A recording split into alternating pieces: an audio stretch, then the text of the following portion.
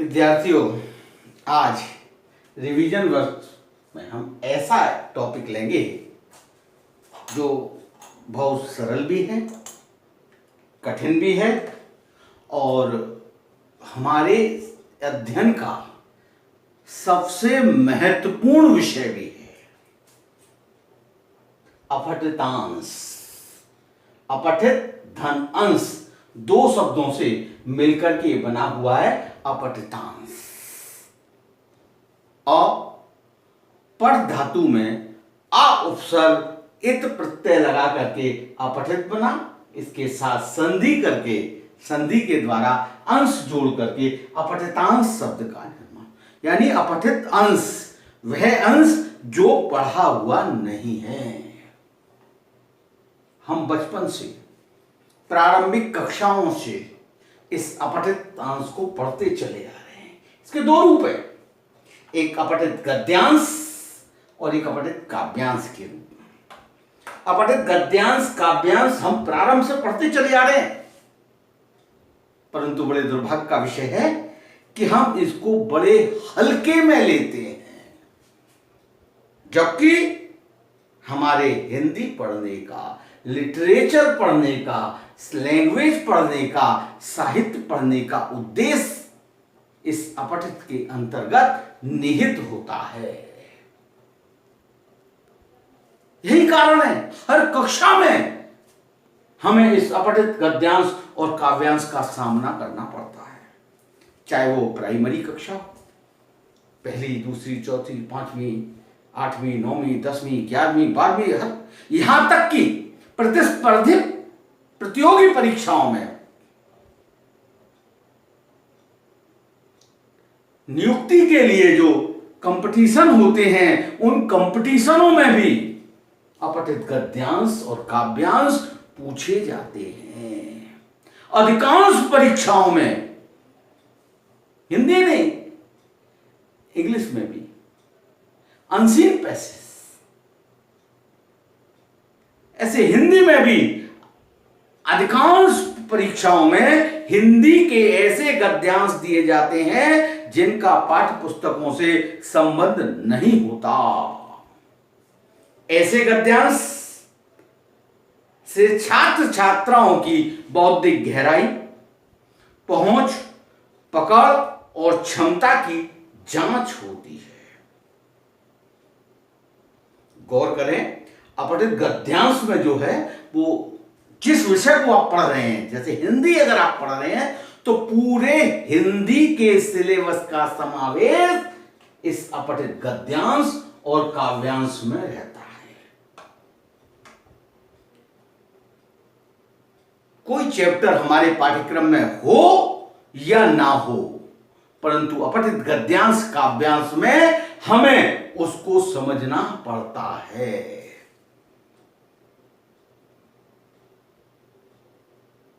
अपठित गद्यांश बहुत महत्वपूर्ण है, अपठित काव्यांश बहुत महत्वपूर्ण है।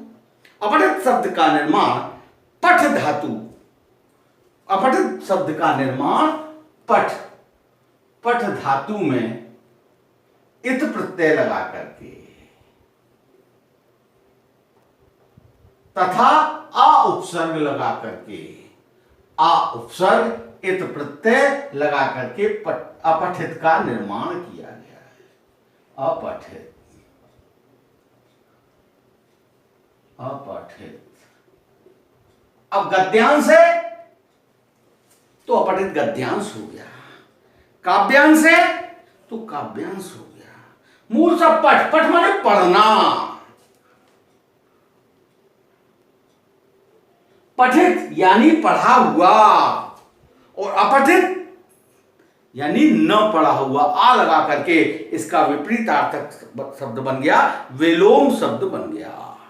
इस प्रकार हम कह सकते हैं जो पहले न पढ़ा गया हो वो अपठित कहलाता है।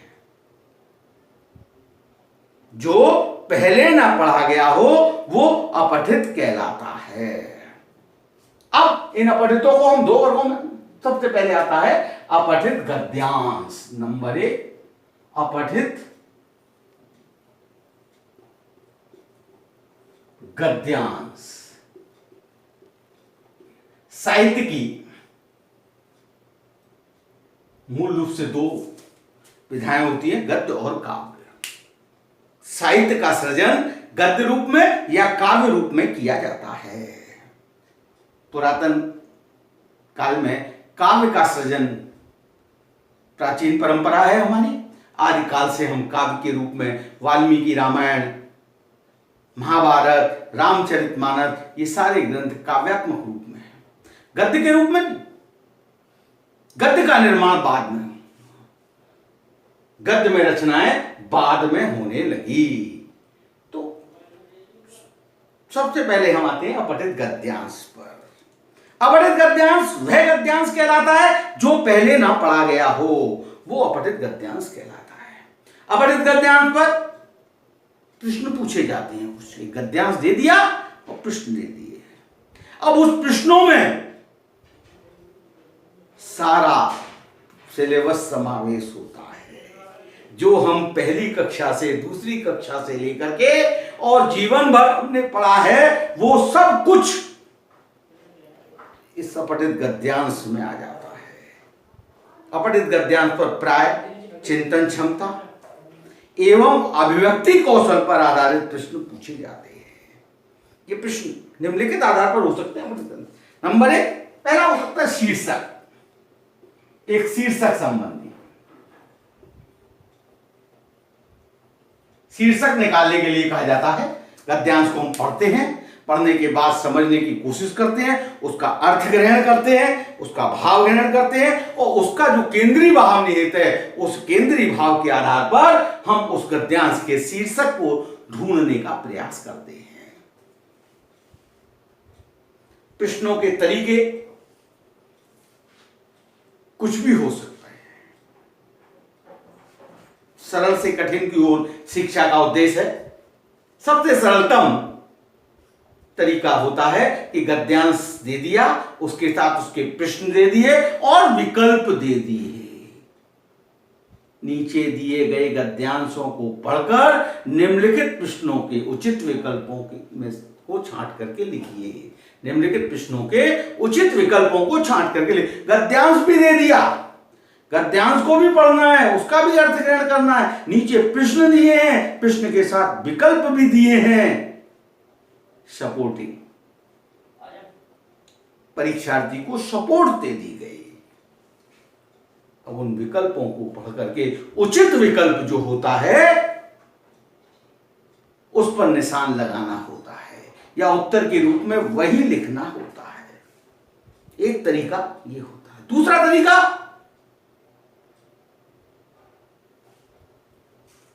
लघु उत्तरी प्रश्न के रूप में हो सकता है। लघु उत्तरी, छोटे छोटे, एक शब्द के, दो शब्द की, एक लाइन के उत्तर। अति लघु उत्तरी हो सकते, लघु उत्तरी हो सकते हैं। तीसरा विश्लेषणात्मक उत्तर हो सकते हैं। निबंधात्मक उत्तर हो सकते हैं। जैसे गद्यांश का केंद्रीय भाव लिखिए, गद्यांश का सारांश लिखिए, गद्यांश का संक्षेपीकरण कीजिए, इस प्रकार के प्रश्न। इस शीर्षक के बाद आता है बोध। बोध, बोध का मतलब होता है ज्ञान, जानकारी, समझ। आपने गद्यांश को पढ़ करके कितना आपको जानकारी मिली, कितना आपको ज्ञान मिला, कितनी आपको समझ आई, इसका मूल्यांकन इस गद्यांश में पूछे गए प्रश्नों के अंतर्गत किया जाता है। बोध संबंधी प्रश्न गद्यांश में होते हैं, जो कि गद्यांश के आपके अर्थ ग्रहण का मूल्यांकन करते हैं। इसके बाद में आता है प्रयोग। तीसरा आता है प्रयोग संबंधी प्रश्न। प्रयोग, वाक्य प्रयोग हो सकता है, मुहावरे, लोकोक्तियां। गद्यांश में कुछ मुहावरे लोकोक्तियों का समावेश होता है।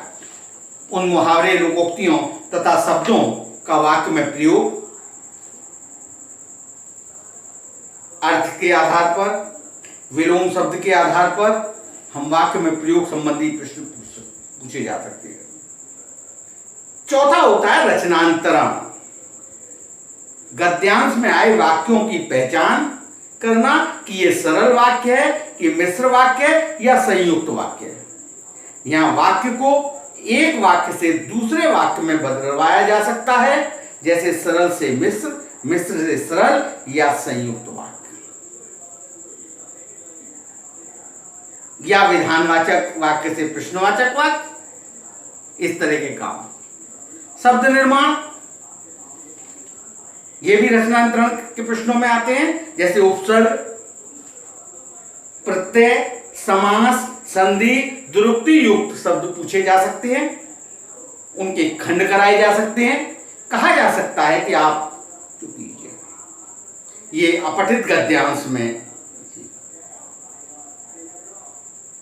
इतनी चीज अपठित गद्यांश में होती है। इसके बाद में आता है अपठित काव्यांश। देखिए, अपठित काव्यांश में ज्यादा अंतर नहीं होता। दूसरा बिंदु आता है यहां पर अपठित काव्यांश। अपठित काव्यांश, इसका भी वही मतलब होता है, जो काव्यांश, जो कविता, वो कविता का अंश जो कभी आपने पढ़ा न हो। गद्यांश और काव्यांश में मामूली सा अंतर ये होता है, गद्यांश में अर्थ ग्रहण किया जाता है, काव्यांश में अर्थ के साथ साथ उसके भाव ग्रहण को भी प्रधानता दी जाती है।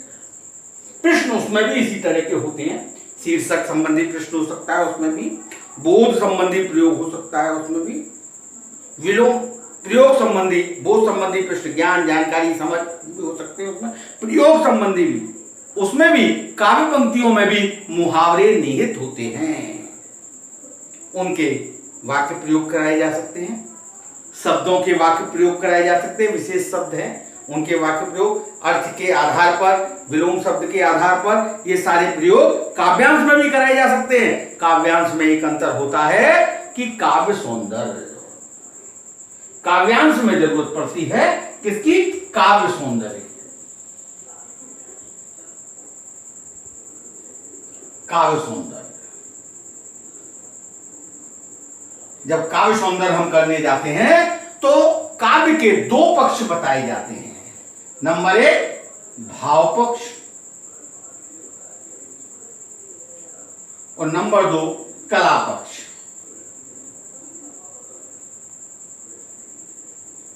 इससे संबंधित पूछिए। अब भाव पक्ष में कविता का भाव, कविता का अर्थ। अब भाव के आधार तीन आधार होते हैं। किसी कविता का भाव लेने के तीन आधार होते हैं, क्योंकि शब्द शक्तियां तीन प्रकार की होती है, अभिधा, लक्षणा और व्यंजना। ये शब्द शक्तियां होती है। शब्द शक्ति कौन कौन सी? अभिधा, व्यंजना, तीसरी लक्षणा। अभिधा का सीधा सीधा अर्थ होता है, व्यंजना व्यंग्यात्मक रूप में अर्थ होता है, और लक्षणा लक्षण के आधार पर अर्थ होता है। कहीं किसी को चोट लग गई और कहना और भाई मजे आ गए भाई, ये व्यंजना है, ये व्यंजना है। सेठ जी 5 बज गए, ये लक्षणा है। 5 बज गए मतलब छुट्टी का समय हो गया, लक्षण के आधार पर, अभिधा के आधार पर 5 बज गए का मतलब 5 बजे का समय इंगित कराना। परंतु जहां लक्षणा है तो लक्षणा के आधार पर हम इसका अर्थ लेते हैं कि छुट्टी का समय हो गया। इस प्रकार की 3 प्रकार की शब्द शक्तियां हैं। उन शब्द शक्तियों के आधार पर कविता का भाव ग्रहण कराया जाता है, तो उसका भाव पक्ष होता है। कला पक्ष में कविता की भाषा शैली पर ध्यान दिया जाता है। कविता में प्रयुक्त रस, छंद, अलंकार, क्योंकि काव्य सौंदर्य के प्रमुख तत्व रस, छंद, अलंकार होते हैं। या पठित गद्यांश और काव्यांश दोनों के लिए। अब देखिए, अब हम विचार करें इस पे, तो क्या रह गया? हिंदी का पूरा पाठ्यक्रम इस अपठित गद्यांश और काव्यांश में सिमट करके रह गया। पूरा सिलेबस सिमट करके रह गया। संधि विचार, गद्यांश काव्यांश में शब्द की संधि पूछी जा सकती है।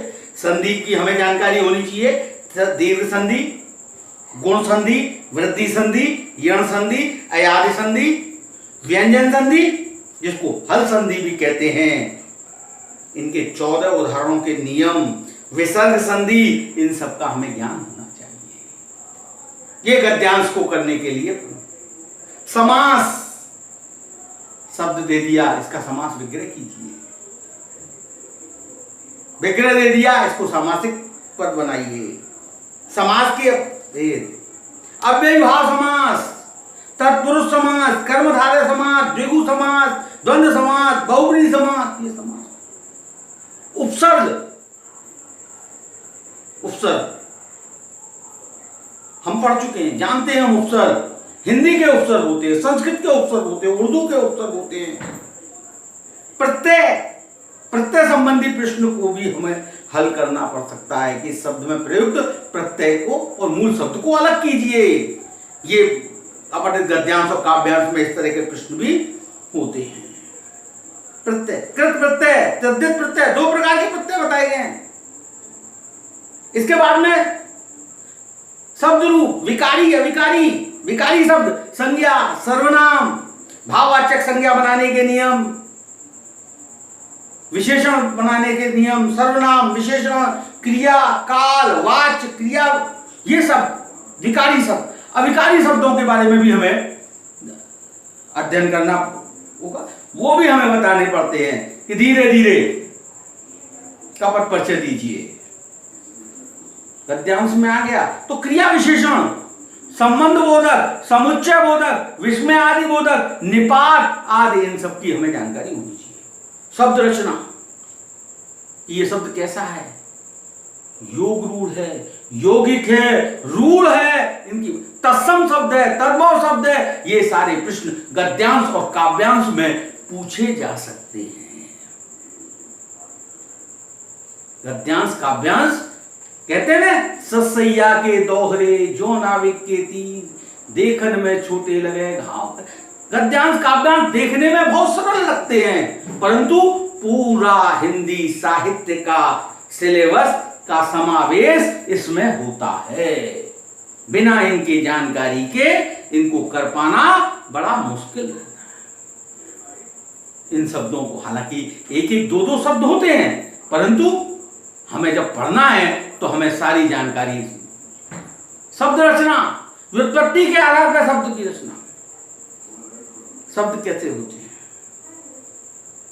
शब्दों का वर्गीकरण, रूढ़, यौगिक आदि, हिंदी की संरचना, वाक्य रचना, किस प्रकार का वाक्य है, अर्थ के आधार पर, रचना के आधार पर सरल वाक्य है, मिश्र वाक्य है, मिश्रित वाक्य है,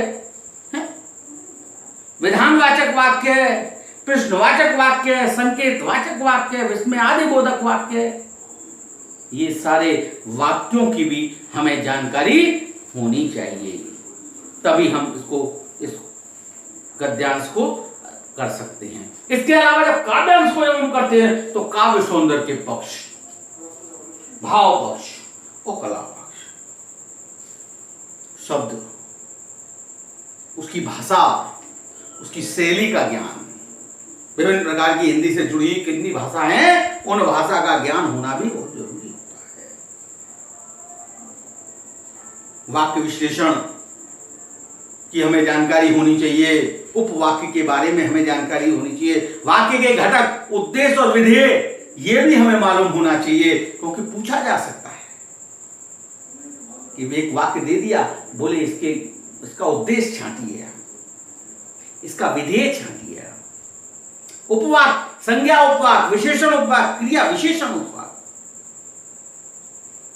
वाक्य जैसा कि हमने बताया, साधारण, संयुक्त मिश्रित वाक्यों का विश्लेषण, संयुक्त वाक्यों का विश्लेषण, ये सब विराम चिन्हों की जानकारी हमें होनी चाहिए। अल्प विराम, अर्ध विराम, पूर्ण विराम,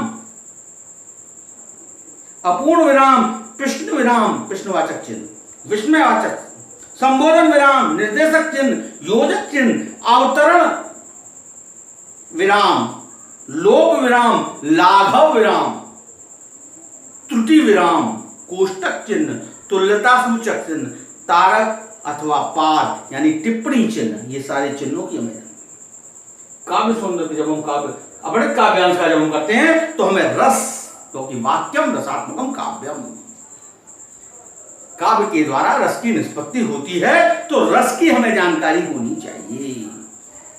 रस के भेद, श्रृंगार, संयोग श्रृंगार, वियोग श्रृंगार, उसके स्थायी भाव, रति, हास्य, करुण, वीर, रौद्र, भयानक, विवश, अद्भुत, शांत, वात्सल, भक्ति, ये सारे रस की जानकारी होनी चाहिए। इनके सबके स्थायी भाव को हमें जानकारी होनी चाहिए। श्रृंगार रस का रति, हास रस का हास, करुण रस का शोक, वीर रस का उत्साह, रौद्र रस का क्रोध, भयानक रस का भय डर, विवश रस का घृणा, अद्भुत रस का आश्चर्य, शांत रस का निर्वेद, वात्सल रस का वत्सलता और भक्ति रस का देव विषयक रति, ये सारे स्थायी भाव से रसों की हमें जानकारी होनी चाहिए। तब छंद, क्योंकि कविता छंदबद्ध, बिना छंदों की कविता नहीं।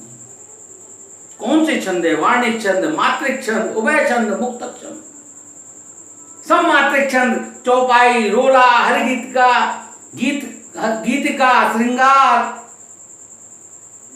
रूपमाला, सारसी, सार, लावनी, ये सब क्या है? ये छंद। अर्ध सम्मात्रिक छंद में बरबे, दोहा, सोठा, उल्लाला, कुंडलिया, छप्पे आदि वार्णिक शब्द होती है, कुछ जो वर्णों के आधार पर गणना की जाती है।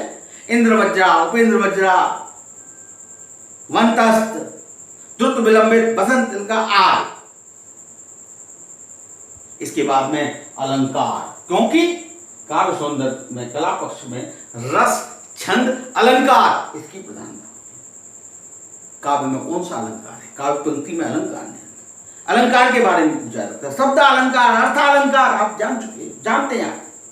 अनुप्रास, यमक, श्लेष, अर्थालंकार।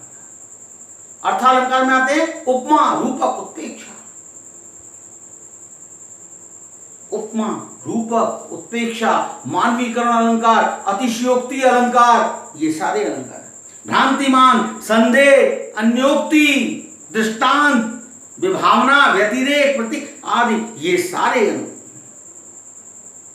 ये सारा विस्तार से जानकारी करने के बाद ही हम सफलतापूर्वक अपठित गद्यांश और अपठित काव्यांश को हम कर सकते हैं। इतना सारा विस्तार से हमें जानना होगा, उसका ज्ञान अध्ययन करना होगा, तब हम इस प्रकार के अपठित गद्यांश और काव्यांश को हम सफलतापूर्वक कर सकते हैं। सहज रूप से 10 या 15 नंबर हमें इस अपठित गद्यांश और काव्यांश में मिल सकते हैं। कहीं 10 नंबर का अपठित गद्यांश होता है, 5 नंबर का काव्यांश होता है, कहीं 5 नंबर का अपठित गद्यांश, उसी प्रकार क्वेश्चनों के कम संख्या में उतार चढ़ाव हो जाता है। परंतु अपठित गद्यांश, अपठित काव्यांश मस्ट बी कंपल्सरी, शिक्षा का अनिवार्य अंग है।